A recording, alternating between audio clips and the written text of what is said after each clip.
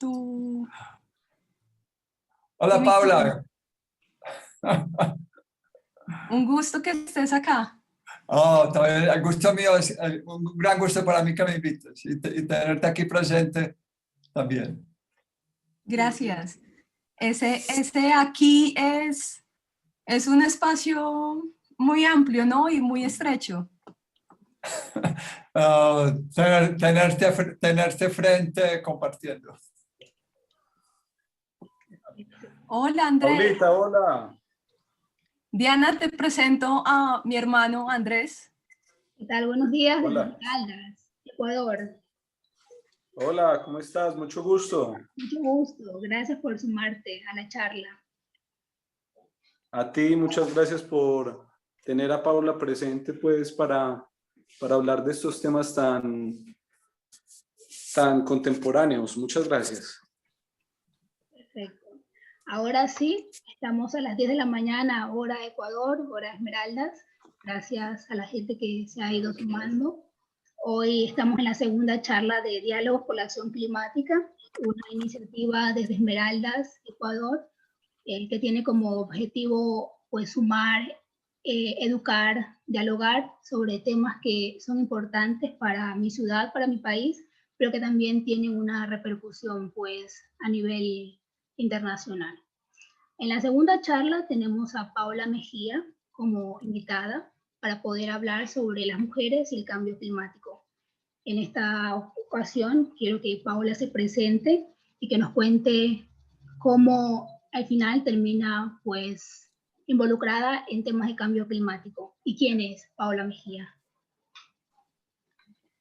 Diana, gracias. Pues lo primero es agradecerte a ti por esta iniciativa tan necesaria de disponernos al diálogo, a un diálogo pedagógico y un diálogo cercano sobre la región andina que nos une.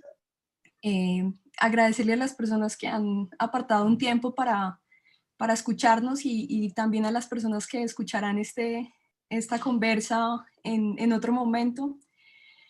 Pues, ¿quién es Paula Mejía? Yo, en síntesis, diría que pues, soy una ciudadana en formación,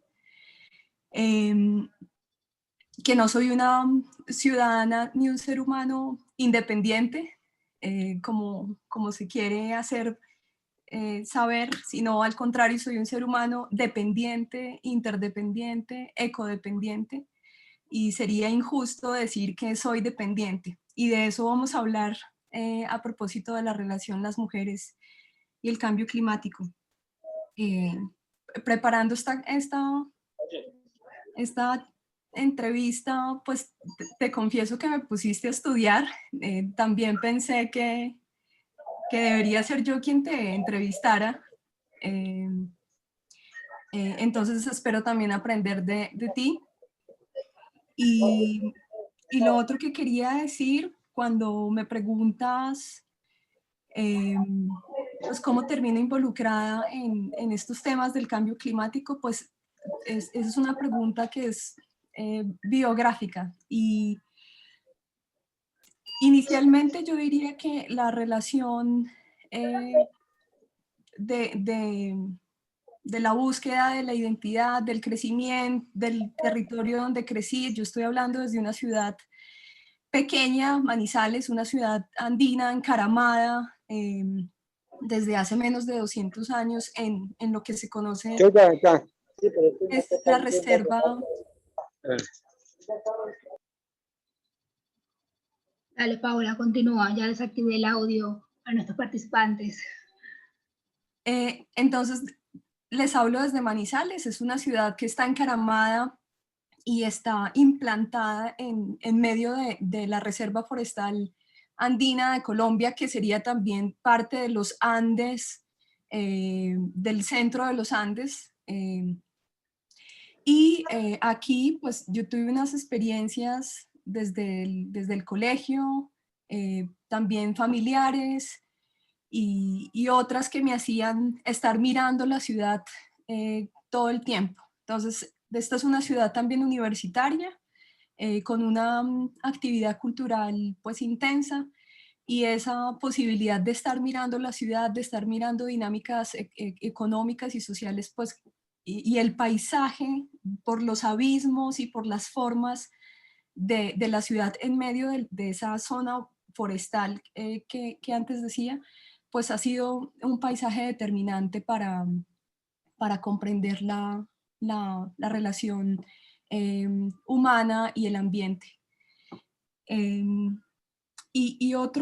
Otra experiencia importante pues ha sido la formación académica. Yo me formé en ingeniería en la Universidad Nacional de Colombia, en ingeniería civil, y viví intensamente la vida universitaria en lo cultural y en lo específico, y también en el deporte. Entonces estuve involucrada en relaciones de grupo, y algo también que ha sido importante y transversal a todo esto que les cuento, es el servicio social. Aprender haciendo servicio social, viajar a otras ciudades del país haciendo servicio social, y sobre todo con la Fundación Un Techo para mi País, en el que pude estar en 9 ciudades en el país, en 14 jornadas, en donde entendí el rostro de la pobreza y de la alegría, de la miseria y de la superación.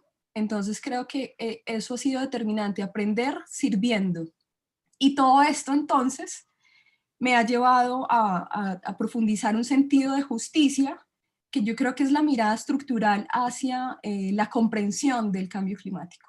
Correcto, Paola, muchas gracias por ser tan clara en la primera pregunta que hemos ido preparando. Y a otro punto, quisiera saber entonces, a partir de las definiciones que tenemos de cambio climático, no a partir de las bases oficiales, ¿cómo lo defines tú? ¿Cómo explicarías qué es el cambio climático a las personas que nos están escuchando ahora y a futuro en esta conversación?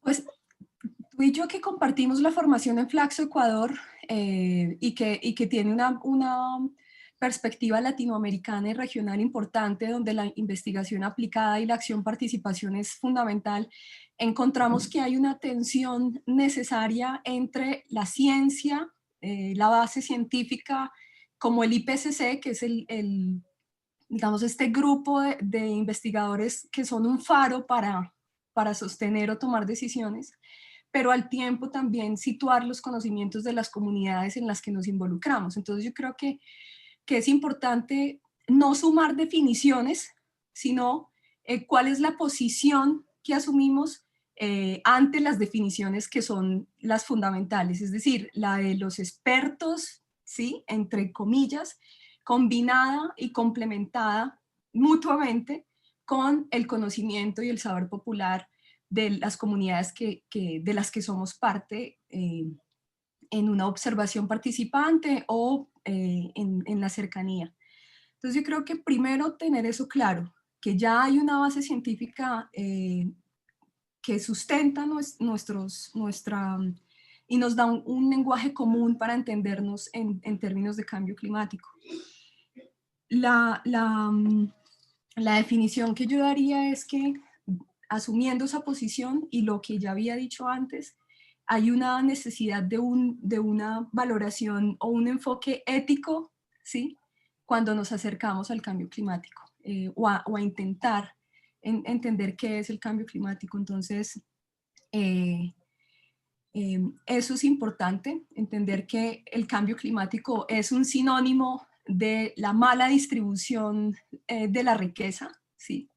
Es un sinónimo, si se quiere, de los grandes poderes económicos que no asumen o están negando las responsabilidades pasadas y diferenciadas por la contribución de los gases, de los efectos, de la alteración a la composición atmosférica, a la acidificación oceánica, ¿sí? Entonces, en ese sentido, el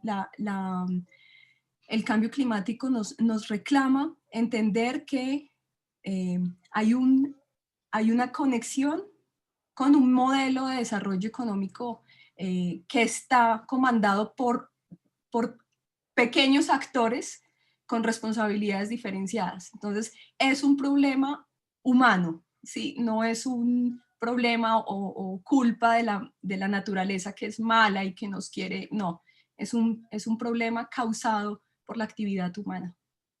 Correcto, Paola, muchas gracias. Ese punto me parece que deja abierta o también explica muy claro como lo que estamos viviendo actualmente. No, al final las personas pueden hacer preguntas, pero me encantó pues esta segunda respuesta. Entonces, Paola, ¿cuáles serían algunos efectos que tú podrías mencionar de esta mala distribución que tú mencionabas, que has visto en tu comunidad, en tu sector, ¿no? Depende de la observación que tú decías militante, de estar ahí, de la justicia social que has estado pues trabajando, ¿qué efectos podrás compartirnos de esta mala distribución?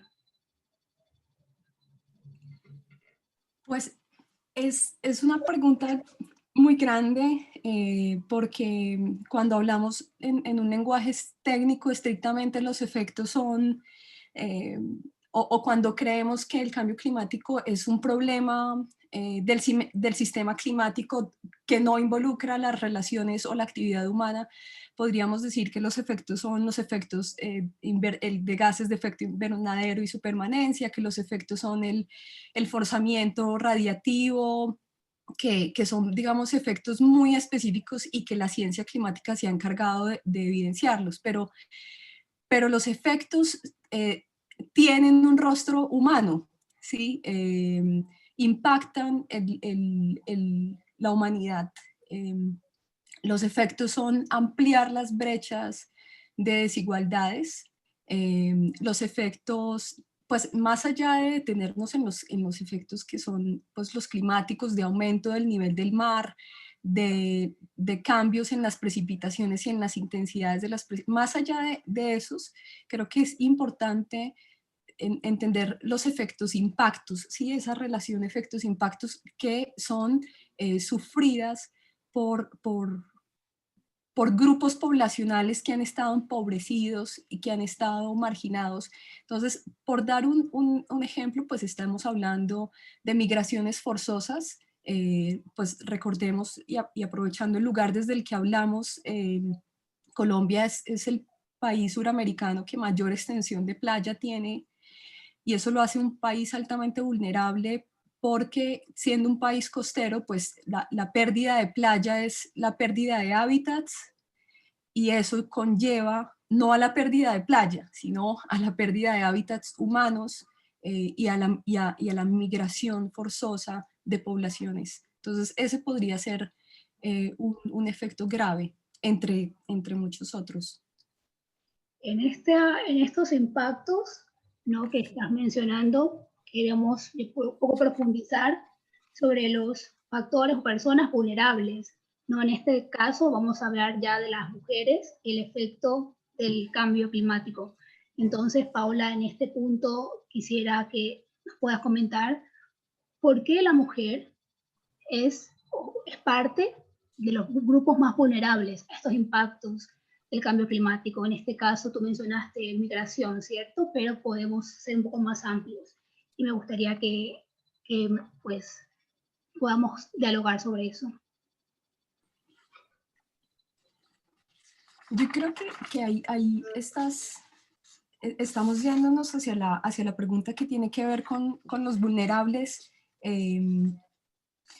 La primera pregunta es, antes incluso de entrar a las mujeres, la primera pregunta es, ¿quiénes son entonces los vulnerables? ¿Cierto? ¿Quiénes son las personas vulnerables incluso para ser un poco más inclusivas desde el lenguaje, las personas vulnerables?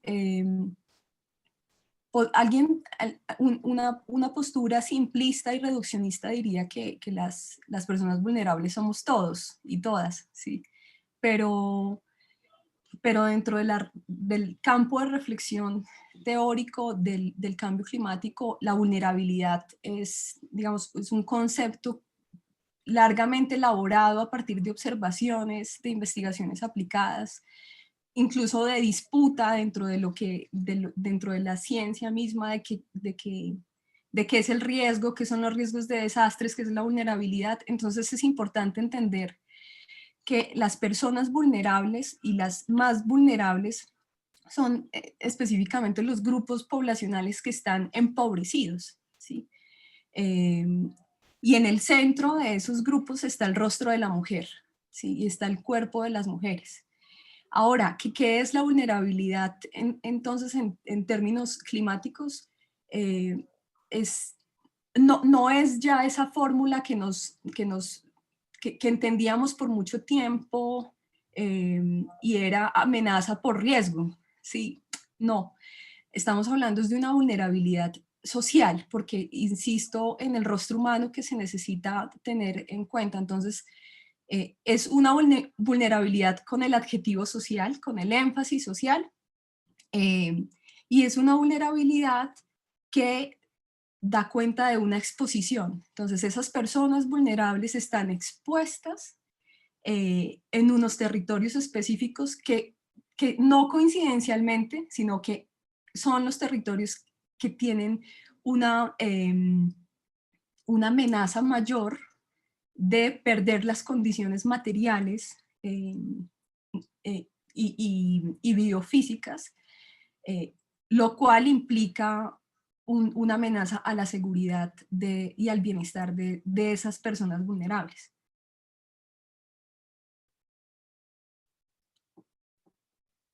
Diana, tu Hola. micrófono. Perfecto, sí. En cuanto a esta pregunta, vamos ahora a analizar un poco los estereotipos, ¿no? O qué hace a la mujer, ¿cierto? Ya en este punto vulnerable a los impactos del cambio climático. ¿Por qué se debe? ¿Por qué? ¿Cómo empezamos a cuestionarlos? Yo creo que antes, para entrar en materia, habría que precisar unas perspectivas que nos permiten entender la relación entonces de las mujeres y el cambio climático. Y para eso pues es bueno poner en la mesa otras voces que son las que nos han enseñado o nos enseñan cuáles son los vínculos o el conjunto de relaciones entre las mujeres y el cambio climático. Entonces, yo tengo que mencionar a la profesora María Teresa Arana, una investigadora latinoamericana que ha observado desde los años 80 las relaciones, esas relaciones que es, digamos, una trama de relaciones compleja, porque también lo dice el IPCC, que la comprensión del cambio climático no permite la no linealidad, es decir, se necesita un pensamiento complejo para poder entender esto. Entonces, la profesora Arana nos dirá que hay dos factores, el factor biológico, es decir, que el cuerpo de la mujer es más susceptible a las condiciones y a los efectos del cambio climático. Imaginémonos que acabamos de pasar el año de mayor calor que la NASA haya registrado, incluso mayor que el que se haya registrado en 2015. Entonces, el cuerpo de la mujer es más susceptible a esas condiciones de cambio climático aceleradas. Y el segundo factor es el socio cultural. Entonces ella ha observado 140 eventos de desastres ocurridos ya y concluye que probablemente la mayoría, la mayoría de personas que mueren son las mujeres. Entonces esos dos factores son importantes para entender la fragilidad de la mujer, entre otros muchos. Ahora, ¿cuáles son los roles? Diana. Son los roles que la hacen vulnerable a la mujer.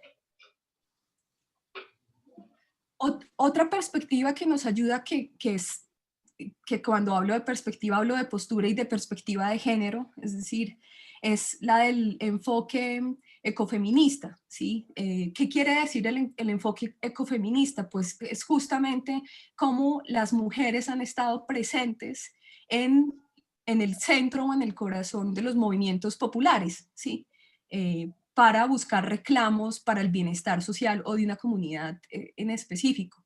Entonces, bajo ese enfoque que es fundamental para entender la relación las mujeres y el cambio climático, hay que entender que no es la mujer congénitamente, digamos, dada a los cuidados, sino que son el manejo cotidiano de la vida, de todo el conjunto de cuidados y de responsabilidades que se le han dado a la mujer, la que la van configurando entre roles y entre estereotipos, ¿sí? Entonces, hay unas brechas que por esos roles y estereotipos, hay unas brechas de inequidad, unas brechas de género, que van apartando a la mujer del goce de sus derechos, ¿sí?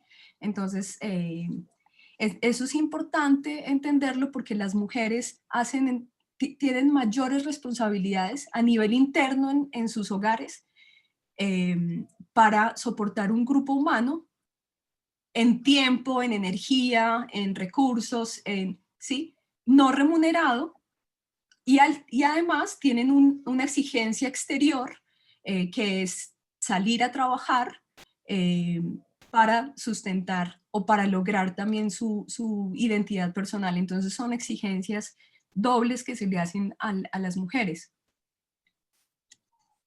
Sí. Entonces, ¿cuál sería, tú crees, el impacto que tendría pues, la mujer, ¿no? O cuál es la relación, el agua y la mujer, en caso de algún impacto de cambio climático? ¿Cómo nos afectaría? O qué efectos también, y es como un slash también pregunta, ¿cuáles han sido los impactos, cierto, de estas pues formas de producción, de consumo que hacen que el entorno de la mujer sea contaminado, en este caso el agua, ¿no? Tenemos la minería, que lo hace aquí en la zona de Esmeraldas, en el sector de Wimby, ¿no? Es la empresa minera y todas las mujeres, por ejemplo, pues lavan la ropa en ese sector y por la producción, ¿no? El desperdicio de esta minería, las mujeres tienen problemas de salud, tienen problemas con su piel. Quería que la gente sepa esto para que se den cuenta que hay una relación, pero en este punto quisiera que Paula nos ayude a profundizar esa relación de las acciones y cuáles son los efectos para ellas. Bueno, pues habría que tener claro al menos tres roles que se hacen fundamentales en esos cuidados donde la mujer está, ¿sí? Que en dos palabras podríamos decir el cuidado de la sostenibilidad de la vida, ya sea porque la han obligado a ella o porque ha sido contra su voluntad, o ya sea porque ella está participando en un grupo comunitario, tejiéndolo, aportando a ello, o ya sea porque está en ambos, ¿sí? Entonces hay unos roles importantes como el de los alimentos, ¿sí? La seguridad alimentaria, el de mantener ese tejido social y de hacer presencia y de abrir su casa, entregar su tiempo y de estar ahí manteniendo. Y pues esas, digamos, desde el enfoque ecofeminista se podrían entender como las ciencias de la subsistencia, cómo las mujeres en el manejo cotidiano de la vida han hecho lo posible para que esos cuidados permanezcan. Pero si hay impactos y hay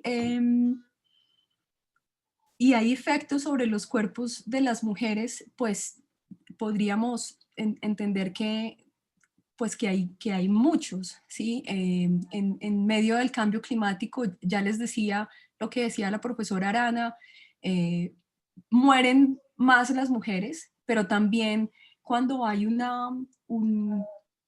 antes del evento ocurrido, antes del desastre y después, el cuerpo de la mujer se vuelve un objeto, digamos, de guerra o muy cercano a la muerte. En términos de guerra, dice la profesora Arana, la mujer es susceptible de acoso, de violencia sexual por el trauma del desastre, y también ha observado que el cambio de la calidad del ambiente donde ocurrió el desastre, en ese espacio específico, cambia la calidad del aire y hay unos vectores y unos insectos, pues que no es el lugar a decir los nombres, pero que hacen más susceptible la salud de la mujer. Y esto también implica la posibilidad de la maternidad o de la gestación, que también pues, es una amenaza para la mujer y las familias. Entonces esos podrían ser algunos impactos sobre las mujeres. Otro que se podría agregar es el desplazamiento, la fractura al tejido comunitario, cuando ya son poblaciones empobrecidas que presentan volatilidad en la permanencia, en la imposibilidad de permanecer. A pesar de esta vulnerabilidad que mencionas, las mujeres nos damos cuenta que también tienen herramientas para poder adaptarse o poder mitigar estos impactos. ¿Cuáles crees tú que la mujer hoy en día necesita fortalecer para pues mitigar estos impactos? Yo creo que hay algo que no dije en la pregunta anterior y es la relación con el agua. Aquí podría caber un ejemplo muy cercano que yo he compartido y algunas personas que están en la sala han sido pues testigos y colaboradores de ese proceso, y es cuando se hace parte de un movimiento social ambiental situado, es decir, que mira un territorio y le defiende un territorio específico. Nos damos cuenta que el reclamo por el agua es una consigna fundamental, ¿sí? El agua como un bien y como derecho fundamental. Entonces esa se vuelve la consigna de los carteles y además el enganche para que otras ciudadanías se sumen y se preocupen o se acerquen porque el agua se va a acabar, porque la quebrada se va a secar. Entonces yo creo que esa relación de las mujeres con el agua puede ser muy explícita ahí, en que el movimiento socioambiental se nutre y se enriquece eh, y entra en un escenario de exigibilidad de ese derecho. Pero cuando ya estamos en el corazón del grupo que defiende, que ya está en una movilización sociojurídica, nos damos cuenta de que el problema ambientalmente es más complejo, que no es solamente la exigibilidad del agua como derecho, que hay incluso una preocupación mayor en términos biofísicos, me refiero, es decir, que nos debe preocupar más la pérdida de la biodiversidad, ¿sí? Por esta trama de relaciones que hay, ecosistémicas que hay, pero que se visibilizan con la presencia o no del agua, la calidad o no del agua. Luego, ¿podrías repetirme el siguiente? Vamos con las herramientas para que la mujer, a pesar de estos impactos que se pueden producir, qué herramientas pueden fortalecer o qué capacidades para mitigar los impactos, qué pueden hacer ellas, qué pueden hacer exactamente los gobiernos. Pues primero yo creo que es situar a la mujer, no es la mujer allá, sino la mujer que somos, la mujer cercana, la mujer citadina, la mujer rural. Las capacidades son la capacidad de respuesta, la mujer siempre está buscando una solución, la capacidad de agencia, y estas no son palabras mías, incluso son observaciones de mujeres que están en este involucramiento, la capacidad de agencia, es decir, de cambiar las circunstancias, la capacidad de innovación en buscar otras formas de usar los recursos antes y después, incluso de los eventos y de los desastres. La capacidad de tejer, por decirlo así, esto sí me lo estoy inventando, pero me refiero a la capacidad de cohesionar, de integrar. Entonces, creo que esas son herramientas importantes, pero que se soportan si hay un enfoque de derechos, ¿sí? Si se soportan porque las mujeres sean conscientes y entre ellas y con los hombres en general, sean conscientes de que se necesita una exigibilidad para romper las desigualdades socioeconómicas en el trabajo, en la vivienda, en el espacio doméstico. Yo creo que en estos tiempos de pandemias nos hemos dado cuenta al interior en nuestros hogares de que hay una necesidad de redistribuir los recursos, las energías, los tiempos, las tareas en el espacio doméstico, ¿sí? Y eso mismo sucede también a nivel comunitario y así en otros niveles.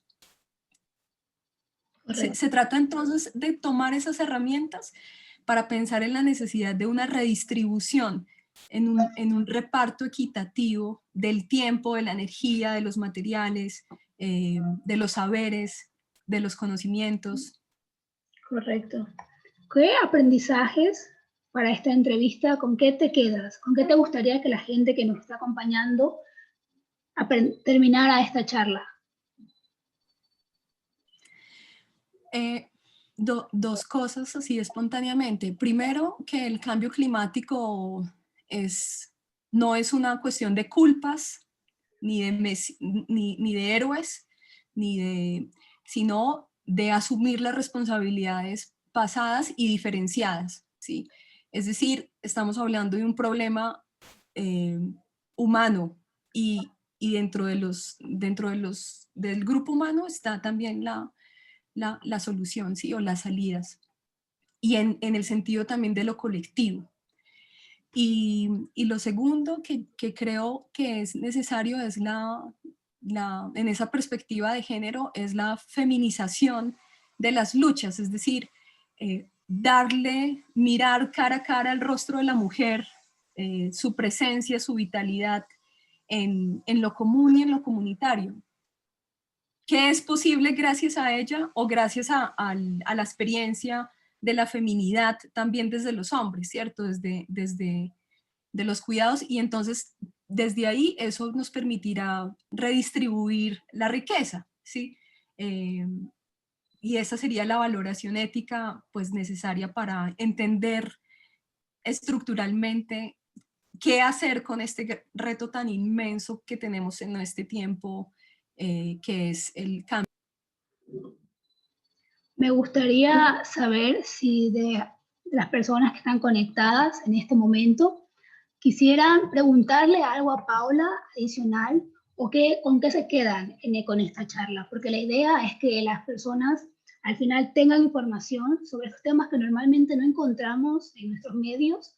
Entonces ahora es la oportunidad pues de tener, ¿no?, un espacio y comentar sus dudas al respecto. Me gustaría que alguien nos ayude o nos comente qué le pareció esta charla.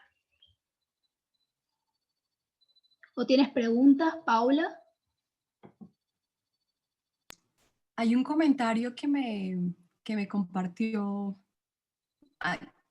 dos personas a partir de la pregunta ¿cómo crees que se vinculan las mujeres y el cambio climático? Y una mujer me respondió, el papel nuestro, ella es mujer, sobre todo de las que son madres y futuras madres, es enseñar a sus hijos a cuidar su hogar, la Pachamama. Igual, al fin y al cabo, en cualquier parte del mundo donde se viva, seguimos estando paradas en el mismo planeta, es nuestra casa, y creo que debemos cuidarla desde los cimientos como mujeres y como seres humanos.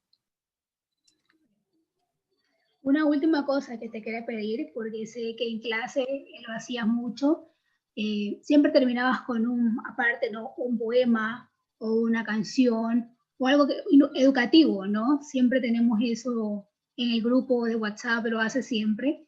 Entonces, he podido ver documentales muy interesantes gracias pues a esa iniciativa que tienes de compartir. Entonces, me gustaría que nos dejes algo en este día que podamos compartir, ¿no?, para nosotros o nuestras familias. Pues eso dependerá del tiempo que tengamos. Hay una canción que, bueno, igual se las compartiré y es Póngale cariño al monte, de Jorge Velosa, un maestro de Boyacá colombiano. y pues simplemente un llamado a la acción, que creo que nos sirve mucho la metáfora de un filósofo colombiano que se llama Fernando González cuando habla del clima interior. Entonces, entender el cambio climático nos puede dar una base emocional muy negativa, ¿sí? De catástrofe conspirativa, de que es inabordable, en fin. Pero si pensamos en la necesidad y de las acciones individuales, entonces pensemos en la necesidad de un cambio del clima interior. Y esto lo quiero conectar con un pensamiento muy potente de Michel Serres, al decir, un cambio global se vislumbra, el nuestro. Sí, muchas gracias Paula por tu tiempo. Quedo muy agradecida de tener esta entrevista contigo. Aprendo sobre el tema con tu intervención, pero también tus habilidades, estar dispuesta de ayudar a la acción también. Entonces creo que es un aprendizaje mutuo que voy a tener de tus habilidades y tu conocimiento. Espero que esta charla pueda ilustrar o ayudar a otras personas que están en esa área o que empiezan a interesarse en estos temas para que cuando tengan mucha más información. Muchas gracias por acompañarnos, por acompañarme en este espacio y muchas gracias, Paula, por todo y espero pues que haya una nueva oportunidad para conocer sobre tus proyectos o las cosas que vayas a realizar. Diana, gracias a ti, siempre pues dispuestas a aprender juntas y juntos. Creo que el cambio climático está un paso más allá de la alfabetización ambiental y ecológica, entonces hay mucho por conversar para aprender. Yo estoy a disposición de las personas que quieran un poco más de información, que también estén dispuestas a conversar y compartirles el texto base que realicé para esta conversación. Perfecto, Paola. Muchísimas gracias por tu tiempo y nos estaremos en contacto prontamente. Gracias a todos, gracias a los participantes también por escucharnos. Excelente semana. Igual para ti. Hasta pronto.